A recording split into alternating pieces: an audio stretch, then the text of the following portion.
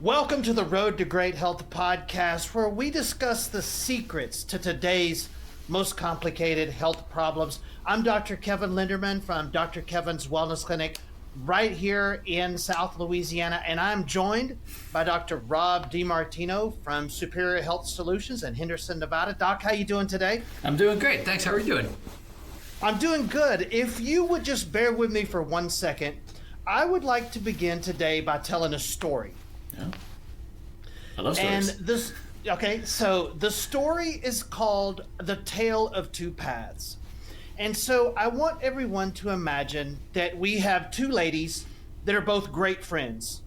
They're both 65 years old, and one of them is living the absolute time of her life. She's golfing, gardening, playing ball with the grandkids in the yard. She's shopping, truly experiencing her golden years. And her best friend, also 65 years old, unfortunately is not. She has multiple chronic diseases, on tons of medication, recently started using a wheelchair, and things have gotten so bad that her family is now discussing admitting her in a nursing facility. Same age, two very different experiences. Now, they didn't just end up that way at 65 years old. At some point in their past, their health pathway took a fork. One went down the right road, the other one, unfortunately, did not. Now, here's the moral of this story. That fork and their road to health didn't happen at 65. It didn't even happen at 60.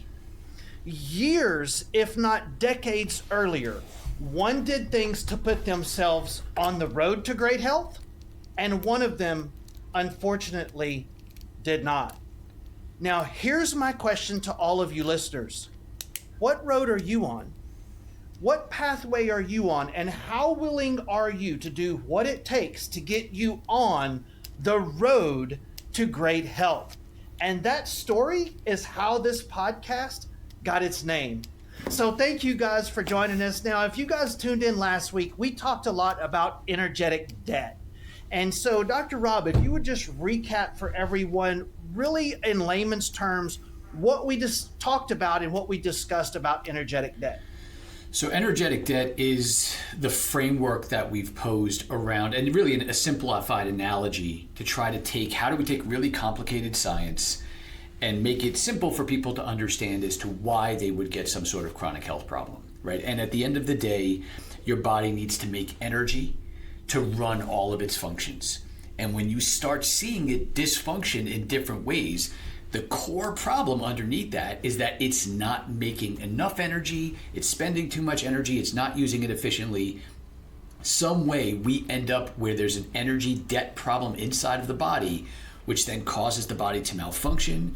It causes the body to have to make concessions, and it has to adapt in a way that then makes us all of a sudden start to express disease once that gets bad enough. So just like we joked around last time saying, hey, if you had unlimited money, most of the problems in your life could be solved pretty easily. Inside the body, most people with great health have energy. If you even look at the story, the analogy you just told, right? The analogy fits there as well too, right? What are the difference between those two women, right? One has a lot of energy inside of her system and the other one does not, right? So the system has to start stealing from Peter to pay Paul on the woman who's unfortunately unhealthy versus somebody else who can still do all the things that they want to do because there's enough energy to go around. And that's the concept of energy debt, is that really when you break the human body down to its very core, it does a lot of things, but all of that is designed to have excess energy to be able to drive those processes.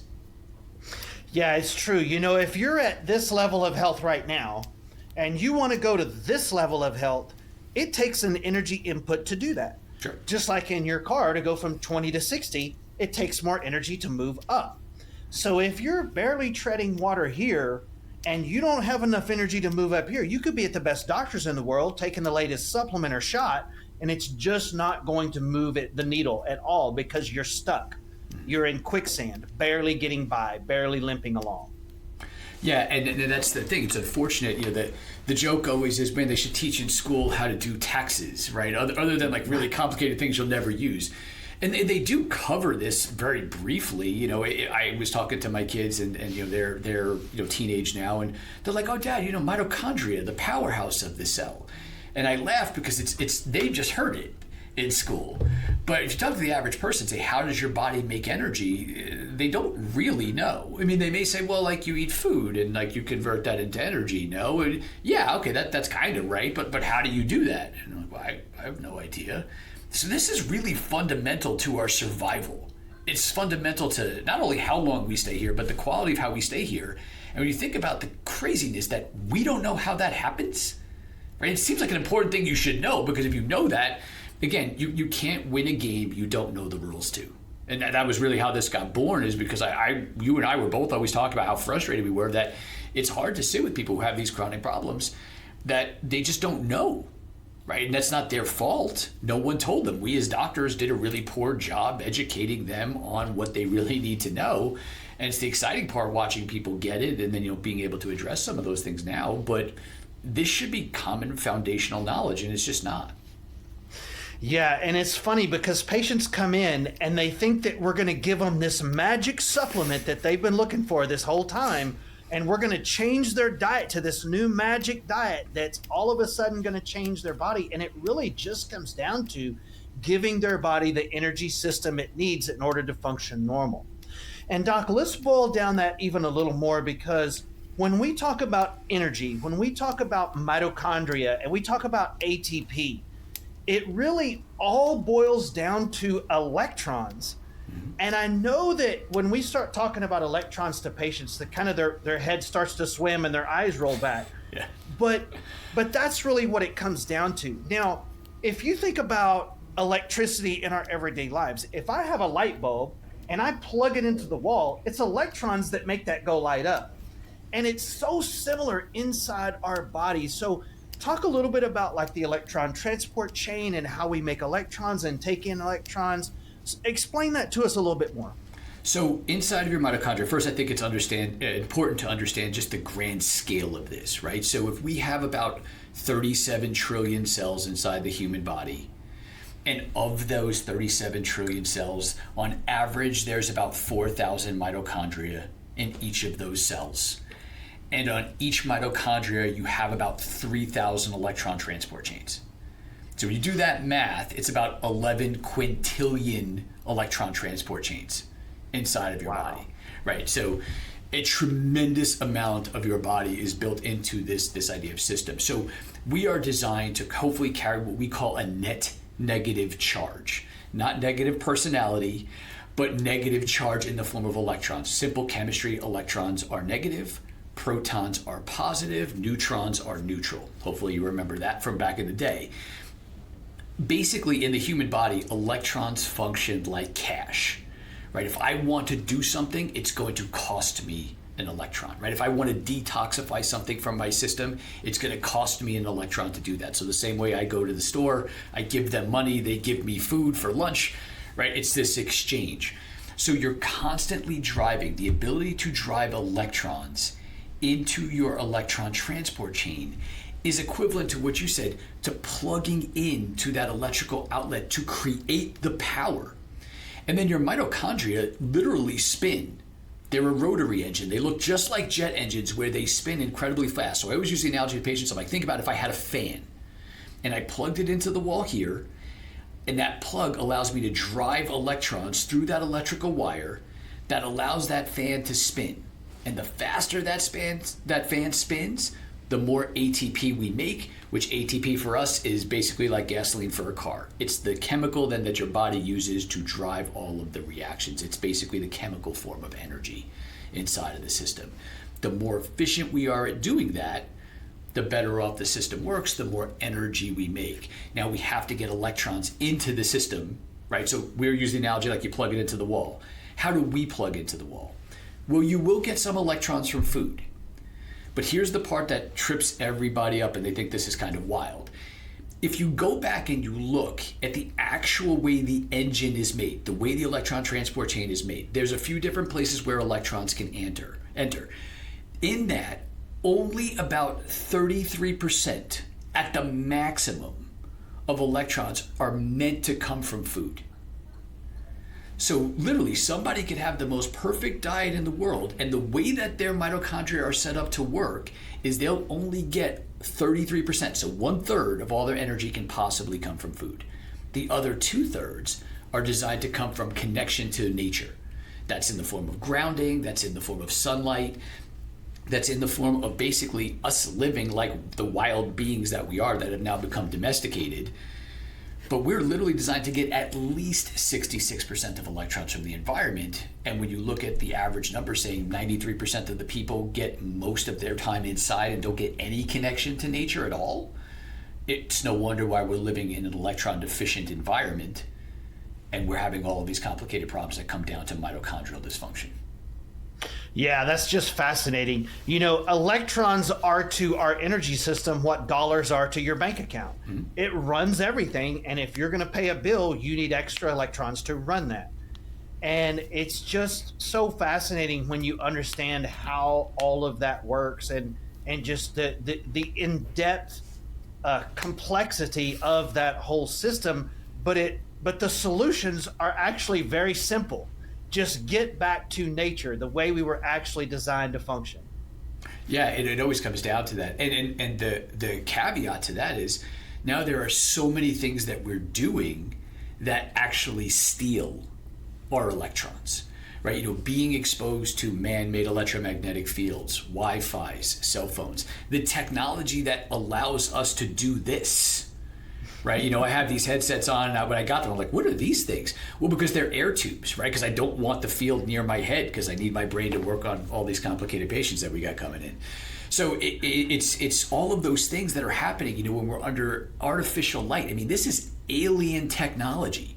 We are living in an alien environment now that we've created for ourselves that's harming our system, and that's how we end up in this debt. You may be able to make plenty enough energy, but if you're expending it, if you're spending way more money than you're making, you can make a lot, but if you keep overspending, you're gonna end up in a deficit.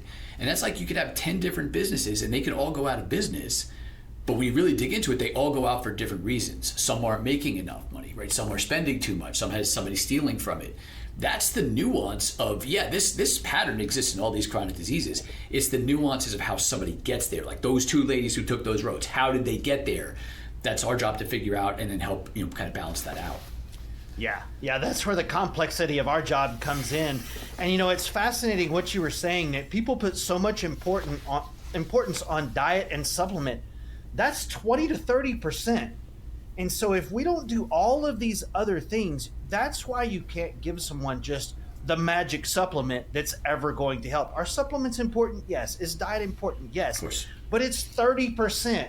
And so we have to do that other 60 to 70% so that we can fill in those gaps. And then the diet becomes secondary, not primary. Right. It's important. It's just lower on the totem pole. Because be realistic, right? Say take something like autoimmune disease, which is becoming this huge thing right now. If autoimmune disease was really caused by dietary problems, would we really be in this much of an epidemic of it? Like if it was that easy to solve, right? I mean, again, you even hear the same thing with diabetes. They used to say 90% of diabetes can be taken care of by diet, but you don't hear anybody say that anymore.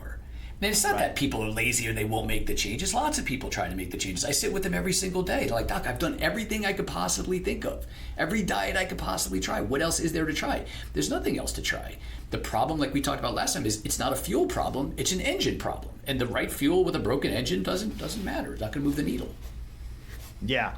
And like you said, there's so many things stealing our energy, stealing our electrons from us. You know, we wear rubber-soled shoes. We're not touching the earth. We're stuck inside 95% of the time. We sleep off the ground, 4 feet off the ground instead of touching the earth. And Doc, I think one of the coolest stories that you ever told me was the caretaker syndrome. Like, have you ever been around a family member that after you talk to them for 30 minutes, you're just drained? That person literally steals your electrons. 100%. Well, so again, it goes back to the laws of thermodynamics, right? The first law of thermodynamics is energy can't be created or destroyed. So it's never gone, it's just shifted from one place to the other. And the second law of thermodynamics is energy will always flow from the highest point to the lowest point. That's why grounding is so powerful, because it's basically you're putting your feet on an unlimited electron source in the form of the earth. So I'm the diminished electron source, so I'm going to get more from the earth. But if you go around somebody who's electron deficient, and this is not something that they purposely do, but they're going to literally try to energy vampire and pull, because the drowning man always pulls down somebody around them. So they're going to pull and steal all those electrons away. And that's why sometimes you meet people and you're like, that's not a good energetic fit. You meet them at a party, it's like, well, it was nice chatting with you. I'm going to go over here, because it'll pull from. And again, it's even simpler. Think about when you're kids, you'd have the balloon and you'd rub it against your shirt, you'd put it up against the wall and it would stick. Why does it stick for a second? It's fighting over the electrons, because the friction removes them. And then eventually one side wins, and then they split. Yeah. So, and then this is the opposite reason why you see a family member, somebody you care about that's upset. You want to hug them. You want to give them your electrons, right? And that's why we hug chest to chest, right? Think about like in movies, right? If one of the spouses is mad at the other spouse, they always hug from behind, right? Because they're not putting heart to heart, right? Because the electromagnetic field that our mitochondria make emanates really strongly from our brains and our hearts. That's why we hug chest to chest. That's why machines like EKG and EEG work, right? We don't have those types of machines for other organs. We can only measure them for those to brain and the heart, because they make the biggest magnetic field. So we connect the magnetic fields together. But then when somebody does the hug from behind in the movies, we know in our brains, like, yeah, they're not connected. One's mad at the other one. It's usually the husband behind, right? They're trying to bridge that gap. Right. It's so common that Dr. Rob and I are sitting down with a patient that has chronic problems, and they go, oh, yeah, what do you do for work? Well, I take care of an elderly lady, or, well, I'm taking care of my mom right now. She's sick. I've been taking care of her for a year. And, well, is that when you started getting sick? Well, yeah, kind of. And because they're just losing so much energy being around that energetically in-debt person, that their energy's here, that person is here, and it's not that person's fault, but they're just losing so much of their energy being around that kind of situation. Now, when you flip that coin over and you get in a high energy environment like the beach, around a waterfall, in the mountains, that's whenever you gain energy, and that's why you feel good in those kind of environments. It's tell people all the time, if you close your eyes and you go to your happy place, right? Go to your cave, go wherever that will be. Pretty much all the time they pick someplace outside. Right, pretty much. Oh, I'm at the beach. I'm in the jungle, or I'm under the waterfall. And marketing knows this, right? Yeah. Marketing for commercials know this, right? When they're going through the drug ads and they're talking about all the side effects that will maim or kill you, the person is doing what in the video? They're in the field, barefoot, frolicking through the sun. Right? Because most people are visuals. So you're not listening to the words, you're connecting with that. You say, I feel good when I'm there. Yeah. And your brain says that's good, and you don't hear all the bad side effects of the drugs. Now, if they wanted the opposite of that, and they want you to make you feel bad, like you're going to feel bad when this happens, they show the person like in their office. It's all gray. It's fluorescent flickering lighting that really looks sort of like every dystopian movie, right? There's no sun. It's all grayscale all the time. Because they know we connect to that. Now, we're not consciously thinking about that, but we know I feel good here, I don't feel good there, but we need to consciously be aware of that so we can actually connect, because in the past we didn't have to think about it. We were just outside. There were no options. Yeah. Now we've created a situation where it's something you have to build into your life, otherwise chronic disease is going to be the outcome. Yeah. Well, Doc, let's talk at the very end here about grounding, because we mentioned it a few times. And talk about the best way to do grounding, the best time, how long to do it. Tell us what your opinion is on what the average person could do for grounding. And if you guys don't know what we mean touching your bare skin to the bare earth. That will discharge a lot of these bad charges out of your system, and you will gain electrons very, very powerfully by doing that. Yeah, so it's funny. I actually just had a doctor reach out to me and asking the same question. Like, wait, do we get electrons from grounding, or do we discharge electrons from grounding? Could we make it worse? So, and it's not. So if we have 11 quintillion of these electron transport chains, thankfully not all of them don't work, right? Like some of them don't work, some of them do work, right? They have to break down in sequence. So some of them, they're going to not work, but they're still plugged in. So you're going to end up with too many electrons, too much electrical charge that your body can't use. The engine is not spinning, but there's still an electrical charge going here, which is going to cause electrical damage. So when you ground, you'll dissipate that charge. Now, other electrons, they need more. They just don't have that plug-in where they can't move this way in the mitochondria. So now we need to get more electrons in there. So really what you're doing when you ground is you're decreasing chaos. One thing I think a myth that's really important to discharge is that there is no such thing as balance or homeostasis in the human body. It's always organized chaos. It's organized, but it's always fluxing and changing. The only time you get to homeostasis is when you're dead, right? So your body's always changing and moving. So to be able to connect to some sort of energy source like that allows you to get rid of charge that you don't need. And it allows you to be able to pull more charge in for the parts that you do need. So there is a balancing relationship. It's not all one way or all the other. Your body gives and takes. And humans are the only mammals with sweat glands on our hands and feet. So we are literally designed to be in contact. And the reason why is because we're not in contact with it as much. So we're designed to get there. So like one of my great mentors says, make like the Sphinx, right? Feet and hands on the ground. Best time is sunrise facing the sun, right? Because we are designed to be a complete, and again, not to get into electrical engineering here, and I have small backgrounds in these types of things, but it's literally an anode and cathode ray, right? That comes in, the sunlight hits us with the ground, it puts our body into perfect harmony. If there is one thing you could take from the two of us today to start doing for your health, is see that sunrise and see it grounded. If you can put your hands down there, great too. So if you find some sort of ground source, find some sort of grass, touch, that my kids always say, touch grass. That's the new kid expression nowadays. That's the idea of it, right? It's where all these colloquial expressions come from. But the more that you do this and the more that you reconnect to the power of what's around. Now, the sun is a powerful medium. We'll talk about that in future episodes. We'll get there. And it needs to be treated with respect. But understand, there is no life on this earth without sun. There is no food chain. There is no human beings. There is no life on this earth without sun. Life requires a few things. It requires light, water, and magnetism, right? So we can't live on Mars, despite the fact that we're trying to get there. We can't live there because it doesn't have those three things, right? So if you're where I am, we're in a desert. Our grounding is not great because we're in a desert plain. Right? Grounding is going to be less here. We have less magnetism, right? Someplace in the field, you're more in the country, right? So you have more of the field, you have more of that. Water, again, I'm in a desert. Water's not great, but we have really strong light. That's why we can sustain light here in the desert. So you have to connect to all three of these things.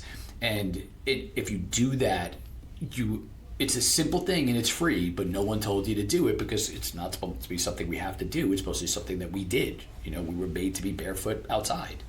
Yeah. Now we're not. Yeah. Now we're not. But if you know to do it and you can connect to those things, I'll tell you, my patients that do that kind of without question versus the ones that take me some time to convince them to do that, their speed of outcomes are wildly different. I see that too. Wildly. I see that too. Yeah, definitely different. Well, Doc, listen, I even learned something today. I didn't realize about the grounding was an exchange both ways, and I just think that's so cool. And you've probably told me that at least 25 times, but I'm a little slow sometimes, but at least I got it today, and that makes a lot of sense. And so, well, guys, listen, thank you so much for joining us on podcast number 2 today. I'm going to be out next week deer hunting in Kansas, hopefully getting some sun and some ground. Yeah, that's great. But we'll be back on our 3rd podcast after next week. So thank you guys so much for joining us, and I hope you learned something. I know I did. Dr. Rob, thanks for doing this with me. We'll see you guys on the next one.